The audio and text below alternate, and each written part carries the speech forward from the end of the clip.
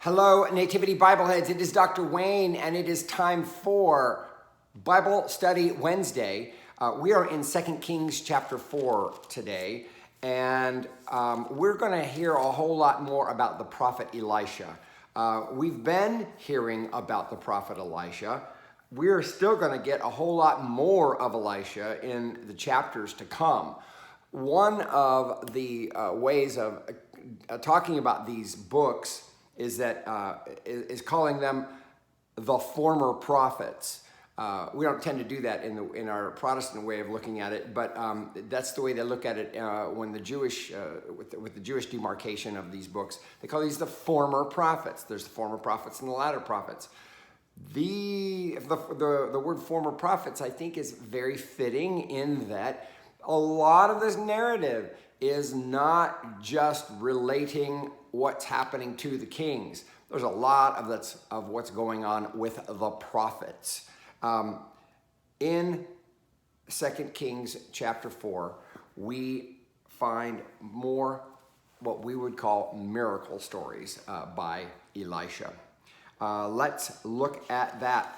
Chapter 4, verse 1. Now, the wife of the member of the company of prophets, by the way, the word, the word company of prophets, literally in the Hebrew, it's the sons of the prophets. We're not sure if that literally means sons of the prophets, like the prophets' kids, or if it's just a demarcation of students of a prophet, right? What's very clear, though, is that this company of prophets, the sons of the prophets, they're highly featured. They're highly taken into consideration, and I don't know, maybe they're a precursor of the 12 disciples of Jesus, in that they are there to receive teaching, to receive learning, and they don't always fully understand. Maybe. Let's see what they're doing. Now, the wife of a member of the company of prophets cried to Elisha, "Your servant, my husband, is dead, and you know that your servant feared the Lord. But a creditor has come to take my 2 children as slaves." You know how in Jesus' day he talked about freeing prisoners and stuff like that? Prisons were what held debtors. Freeing the prisoners is all about debt. It's a financial reality. It's not like letting criminals go free. The idea of it is letting people be free from their debts that puts them in prison, that puts them in servitude, that puts them in slave and has them be enslaved. Okay, I know he's not talking about prison here, but the idea is the same in that you can sell yourself into slavery, and if you don't, and then if you can't pay your bills, that's when you go to prison. Elisha said to her, "What shall I do for you? Tell me, what do you have in the house?" Interesting. She's afraid that she's going to have to sell her kids, and he says, "Well, let's take stock. What have you got? What do you got going? What do you have in the house?" She answered, "Your servant has nothing in the house except a jar of oil." Okay, let's work with that. He said, "Go outside, borrow vessels from all your neighbors, empty vessels, and not just a few." This is an interesting expression of, it's called in the Greek, there's a word called litetes, not just a few. A way of saying a lot, but saying it from the negative, not just a few. Then go in, and shut the door behind you and your children, and start pouring into all these vessels. When each is full, set it aside. This aspect of the instruction where she's told to shut the door means that there's something that's going to happen that is on the side of miracle, on the side of nobody's going to really get this. This is a happenstance that's going to be a gift for you. The shutting of the door. We'll see that again in these stories. Pay attention to that. So she left him and shut the door behind her and the children. They kept bringing vessels to her, and she kept pouring. Verse 6, when the vessels were full, she said to her son, bring me another vessel. But he said to her, there are no more. Then the oil stopped flowing. Oh, so there was abundance in the midst of scarcity. What does that sound like to you? Verse 7, she came and told the man of God, and he said, go, sell the oil and pay your debts, and you and your children can live on the rest. Kind of like, well, there you go. There's your answer to your problem. You don't have to sell your kids. Sell the oil. Everything's going to be fine. So this is just a short snippet of a miracle story. We're going to get one after this that's going to be much more detail. But what we want to pay attention to is, that's interesting. Didn't Elijah have a story that was similar to this, where there was a dearth of something and there ended up being enough or abundance? Remember in the feeding stories of Jesus, where they start with just what they had, and not only did they just have enough, they had an abundance. It's very clear to me that our gospel writers of the New Testament would not have the stories they did about Jesus and the mighty deeds that he did. They don't call them miracles, we do. The mighty deeds that he did, we wouldn't have them if it weren't for what we find in the former prophets and what the actions of the prophets. The key is looking for, yes, noticing the similarities is important. The differences, though, that's where you get the like, oh, I see. That's the same as that, only this was more, or this was something, yeah.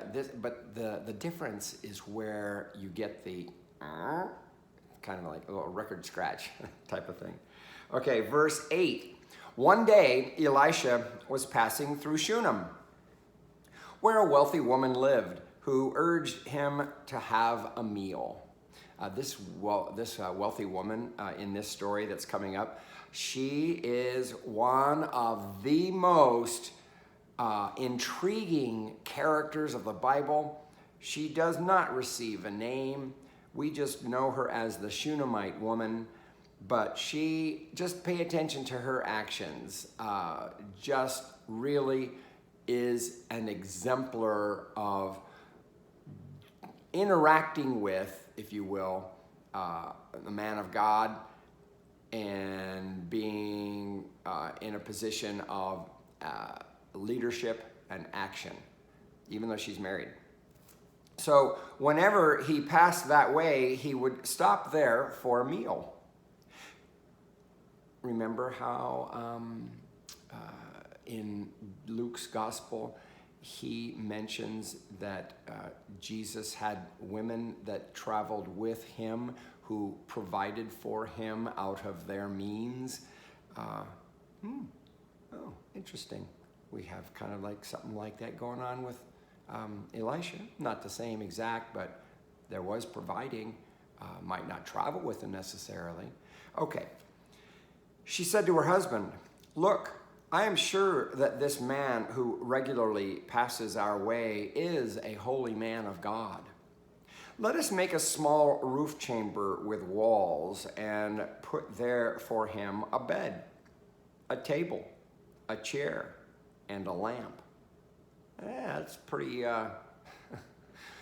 that's pretty extravagant if you think about it back in those days. Really? Table, chair, bed, table, chair, and a lamp? What?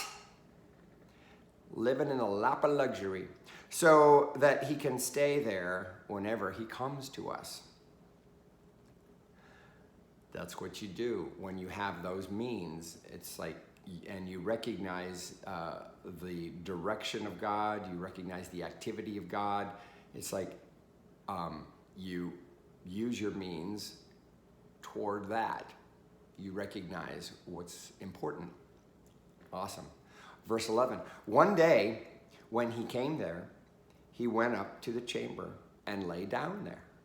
He said to his servant Gehazi, "Call the Shunammite woman." When he had called her, she stood before him. He said to him, say to her, notice how he's not talking directly to her, when she was called for, just because she stood before him doesn't mean that she was necessarily looking at him or even in the room. She could have been outside the room, but to be standing before him doesn't necessarily mean like right there.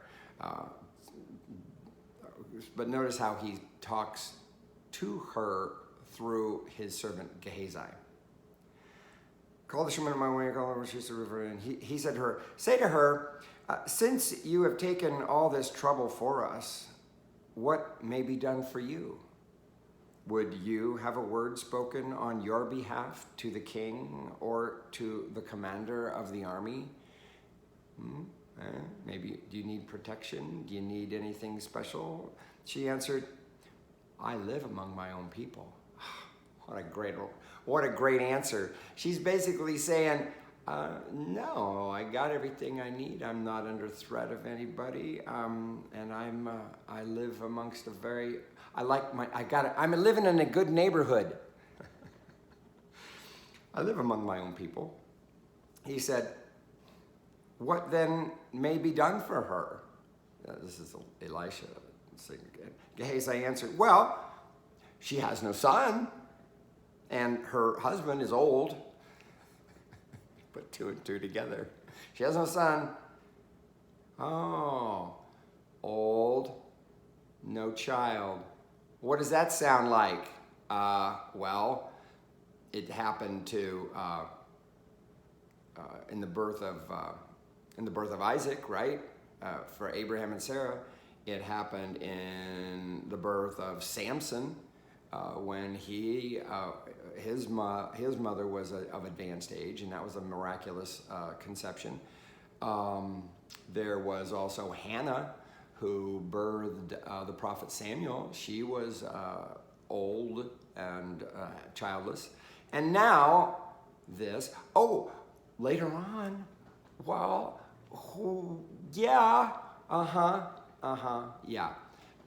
that's when you have that story of in Luke with John the Baptist and Elizabeth.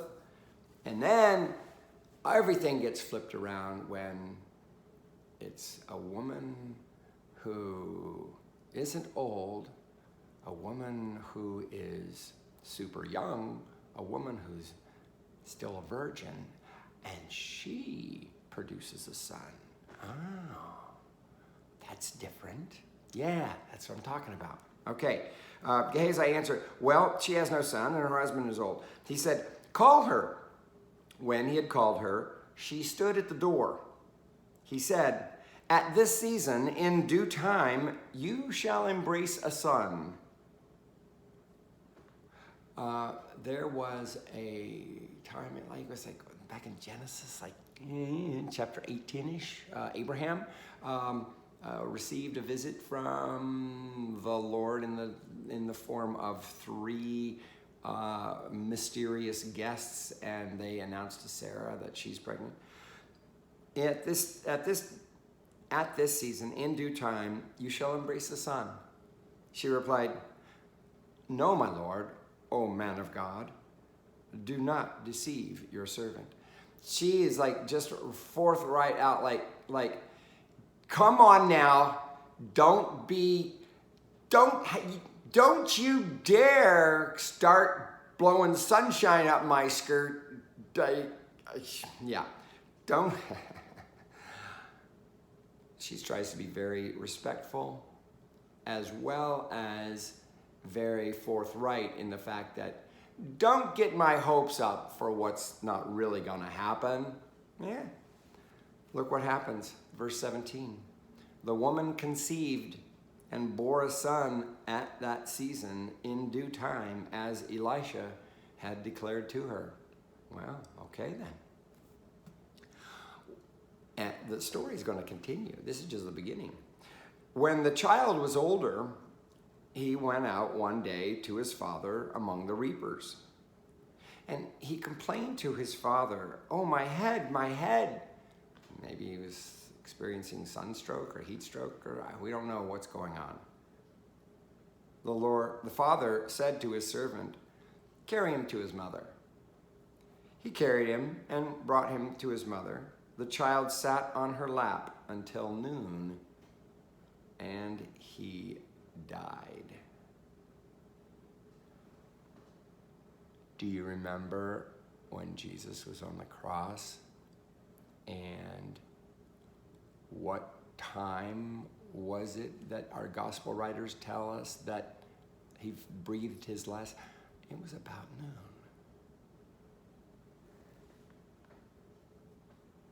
She went up and laid him on the bed of the man of God, closed the door on him, and left. Then she called to her husband and said, notice the closing of the door. Something miraculous is going to happen. Then she called to her husband and said, send me one of the servants and one of the donkeys so that I may quickly go to the man of God and come back again. Notice how forthright she is in the action. Like, okay, we're taking action. We're doing this. We're gonna do this. No frantic. No drama. Just take action. Love it. Verse 23. He said, why go to him today? It is neither new moon nor Sabbath. She said, he's like, oh, wait a second. It's not any special day. Why would we do that? Because that's when you would typically consult the prophets. He's a little bit dense. She's the one who's got the perspicacity here, okay? She said, it will be all right. Shalom. She says, it's gonna be peaceful. Shalom. Then she saddled the donkey and said to her servant, urge the animal on. Do not hold back for me unless I tell you. So the way, when the donkey, you just don't ride the donkey. Somebody's like guiding the donkey. She's basically saying, let's go as fast as we can. Unless I tell you there's something wrong, let's hightail it out of here. Verse 25. So she set out and came to the man of God at Mount Carmel. He gets around. There's a lot of the way Elisha moves is very instructive in how Jesus moves. Just especially in the Gospel of Mark, Jesus goes here and there and everywhere. Apparently, he had studied the way Elisha did his ministry. We're in the middle of verse 25. When the man of God saw her coming, he said to Gehazi, his servant, look, there is the Shunammite woman. Run at once to meet her and say to her, are you all right? Is your husband all right? Is the child all right? She answered, Shalom, it is all right. When she came to the man of God at the mountain, she caught hold of his feet. Gehazi approached to push her away. Do you remember the activities of the disciples when that woman pushed or wiped her feet with her hair? This woman could have done that with. There are times when people are crowding in to try to get at Jesus, and the disciples are pushing people away. And we see that here too. But the man of God said, "Let her alone. Let her alone." Jesus said that about the woman. For she is in bitter distress. The Lord has hidden it from me and has not told me. He's basically saying, I don't really know what she wants. Then she said, "Did I ask my Lord for a son? Did I not say, do not mislead me? Didn't I say, don't get my hopes up? Okay, so I get a son, and now he's dead." He said to Gehazi, "Gird up your loins and take my staff in your hand and go. If you meet anyone, give no greeting, and if anyone greets you, do not answer, and lay my staff on the face of the child." So apparently she tells him exactly what's going on. Elisha dispatches Gehazi. Then the mother of the child said, "As the Lord lives, and as you yourself live, I will not leave without you." She's like, "Okay, fine, you send him with your staff, but I'm not leaving until you're coming with me. You're coming with me, period. All right? I'm not trusting that." Love this woman. This woman just knows exactly. She wants what she wants. She knows what she needs, and she knows how to get it. So he rose up and followed her.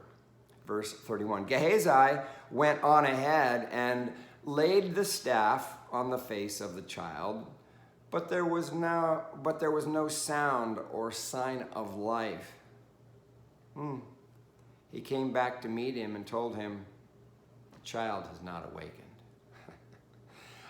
It wasn't uncommon for articles that belonged to a man of power to be transferred, like, "Oh, remember Moses and his staff," that kind of thing. This little thing, though, this did not work. It did not. What does that mean? All it means is that Gehazi might be the leaky filter here. Verse 432. When Elisha came into the house, he saw the child lying dead on his bed. Remember when he said that's his bed, right? Remember, this is the room that the Shunammite woman had built for him. So he went in and closed the door. Closed the door on the two of them and prayed to the Lord. Another closing of the door means, you know what? There's something miraculous going to happen. Then he got up on the bed and lay upon the child, putting his mouth upon his mouth, his eyes upon his eyes, his hands upon his hands. And while he lay bent over him, the flesh of the child became warm. He got down, walked once to and fro in the room, then got up again and bent over him. The child sneezed 7 times, and the child opened his eyes. This was a practice. All the stuff that he does, this is something that they did back then. It was considered, in the realm of magic. But that's what they did. Remember when Jesus spit into the ground and made some mud and put it on this guy's eyes when he healed him? Prophets were not above using those kinds of means. Neither was Elisha. The sneezing is that indication of, he's back. The 7 times, of course, completion. We're not surprised to see 7 on that, are we? Verse 36, Elisha summoned Gehazi and said, "Call the Shunammite woman." So he called her. When she came to him, he said, "Take your son." She came and fell at his feet, bowing to the ground. Then she took her son and left. That's the whole story of Elisha with the Shunammite woman from verse 8 to 37. What a wonderful story about a very intriguing and mysterious woman who takes all the right actions. She is the bearer of the standard whereby, oh, you want to know how you relate to a man of God?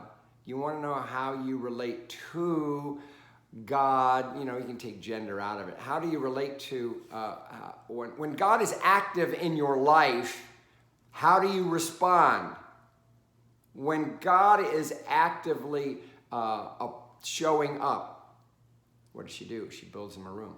When God is actively wanting to bless you, okay.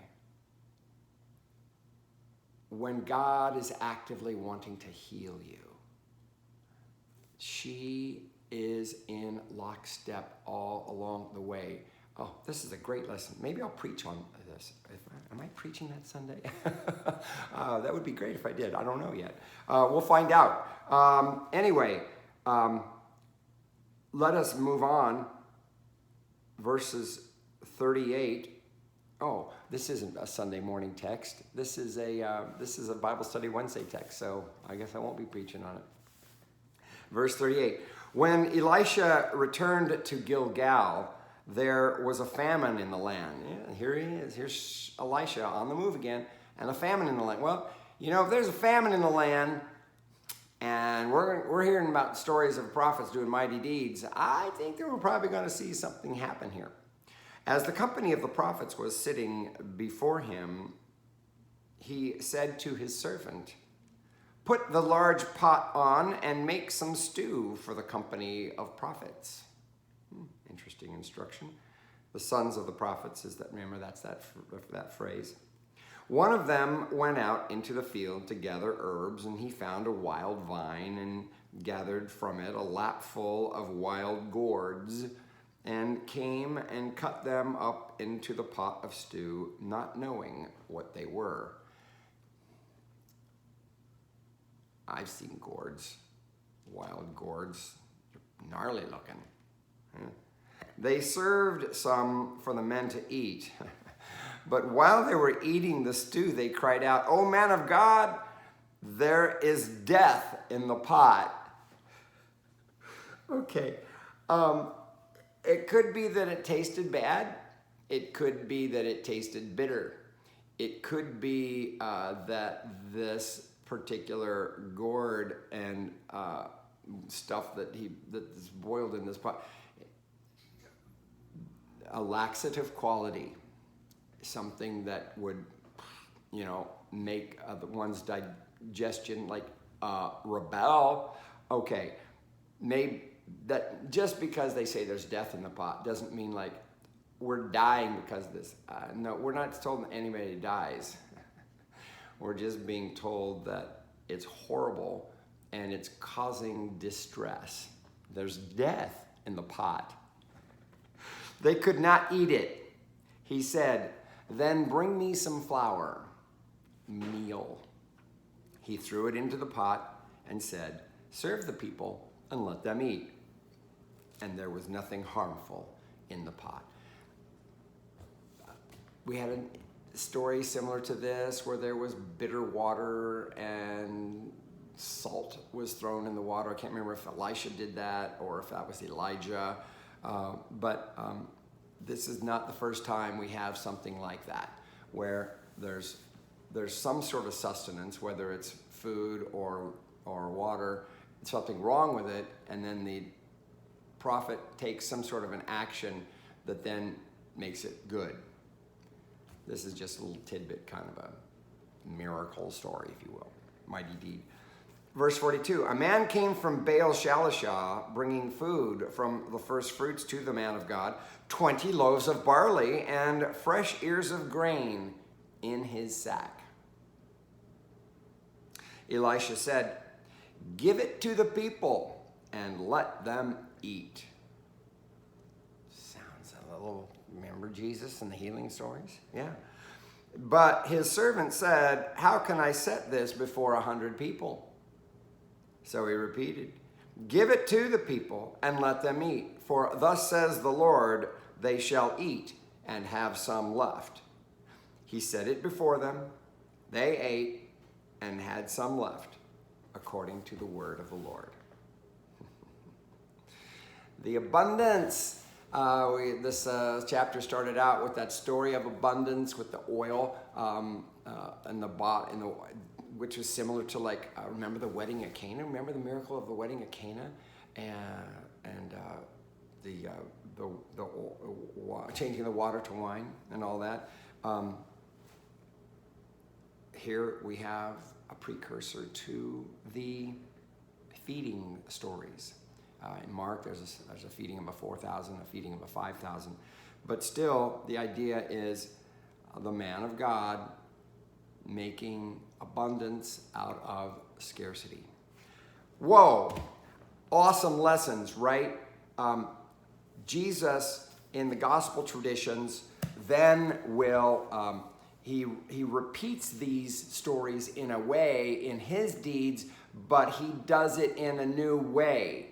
That's where we look for what's the value of those stories. We're not just supposed to see those stories of Jesus and say, see, he's the man of God. He was able to make food come out of nowhere and all that. Compare it to the man of God here. How is it different? Who is he ministering to? How does he do it? What are his means of distribution? We look for we want to get the similarities, but then we want to also notice the differences.